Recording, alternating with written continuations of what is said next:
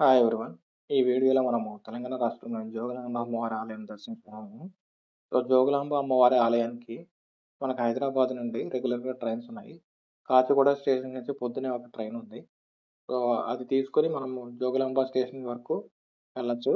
Jogulamba station 11, 12 ఆ ప్రాంతం చేరుకుంటది.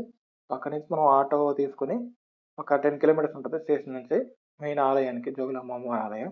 So, Jogulamba అమ్మవారి ఆలయం 18 శక్తిపీఠాల్లో ఒకటి. సో, అమ్మవారు చాలా ఉగ్ర రూపంలో ఉంటారు. సో, గుడి ప్రాంగణంలో మనకు అమ్మవారి ఆలయంతో పాటు అదే ప్రాంగణంలో ఒక 9 నవబ్రహ్మ ఆలయాలుంటాయి. నవబ్రహ్మ ఆలయాలంటే 9 శివాలయాలని. సో, ఇక్కడ వీళ్ళు నవబ్రహ్మ ఆలయాలని పిలుస్తున్నారు. ఇందులో మనకు మెయిన్ ఆలయం బాలబ్రహ్మేశ్వర స్వామి ఆలయం. అక్కడే పూజలు జరుగుతాయి. మిగతా శివాలయాల్లో పూజలేమి జరగవు. సో, ఆలయ ప్రాంగణం చాలా పెద్దది.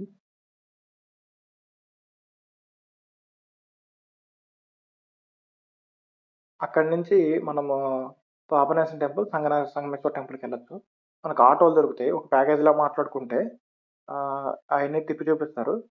ఆహ్, సో, ఈ పాపనాశనం, సంగమేశ్వర ఆలయాలు ముంపు ప్రాంతంలో ఉండేవి. కృష్ణా నది ముంపు ప్రాంతంలో. ముంపుకు గురైనప్పుడు ఆ టెంపుల్స్‌ని ఇలా షిఫ్ట్ చేశారు.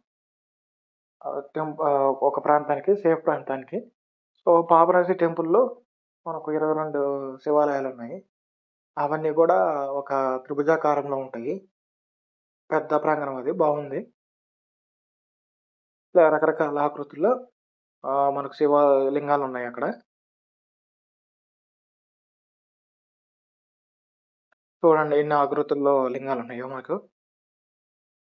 సో, ఇవన్నీ కవర్ జేయాలంటే మనం అట్‌లీస్ట్ 1 డే పెట్టుకోవాలి. జోగులాంబ వెళ్ళినప్పుడు. ఓన్లీ జోగులాంబ అమ్మవారి దర్శనం ఆలయం చేసుకొని వచ్చేయాలంటే ఒక హాఫ్ డే సరిపోద్ది. సో, రిటర్న్ ట్రైన్స్ గూడా ఫ్రీక్వెన్సీ అంటే ఒక 2 ట్రైన్స్ ఉన్నాయి. మోస్ట్‌లీ 3, 4కి అలా క్లోజింగ్ అయిపోయాయి. సో, మాక్సిమం మనకు టైమ్ ఉంటది. సో, ఈ 2 ఆలయాలు కూడా కవర్ చేయడానికి. సో, బెస్ట్ మనం జోగులాంబ టెంపుల్‌కెళ్ళినప్పుడు ఈ 2 ఆలయాలు కూడా కవర్ చేయడానికి ట్రై చేయండి. సో, ఇప్పుడు మీరు ఈ ఉపాలయం చూడండి. విష్ణువు గూడా ఉన్నాడు. నేను చెప్పినప్పుడు పాపనాశన టెంపుల్‌లో ఎక్కువ శివాలయాలే ఉన్నాయి. బట్ ఇక్కడ ఇలా ఒక చిన్న ఉపాలయం విష్ణువుది గూడా ఉంది. పాపనాశన టెంపుల్‌లో ఒక గర్భగుడి ముందు ఒక మండపం ఉంది. సో, ఆ మండపంలో ఇలా అమ్మవారి 9 ఆకృతులు చెక్కారు. ఇది నాకు చాలా బాగా అనిపించింది. ఆ రోజుల్లో శిల్పాలు ఎలా చెక్కారో గాని గ్రేట్ అండి. ఇంత ఫైన్‌గా బాగా చెక్కారు అమ్మవారి ఆకృతులు.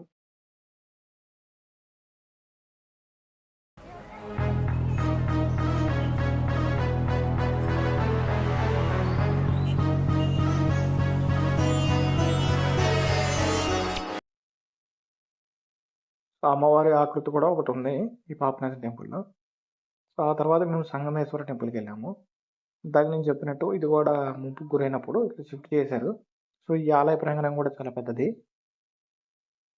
ఈ గుడి ముందు ఒక స్తూపం ఉంది. ఆ రోజుల్లో రాజులు నాటింది. ఇది నంది మండపం ఆలయం. సో, ఈ ఆలయం నాకు కొంచెం భిన్నంగా అనిపించింది. జోగులాంబ టెంపుల్ పాపనాశి ఆలయంతో పోల్చినప్పుడు. ఎందుకంటే ఇక్కడ హిందూ మతంతో పాటు జైన మతం శిల్పాలు గూడా ఉన్నాయి. మిగతా పాపనాశిని అండ్ జోగులాంబ టెంపుల్‌లో ఆ టైప్ ఆకృతులేమీ లేవు. చూడండి ఒకసారి. సో, ఈ గోపురం మీద మనకు హిందూ ప్లస్ జైన మతం యొక్క ఆకృతులు కూడా ఉన్నాయి చాలా.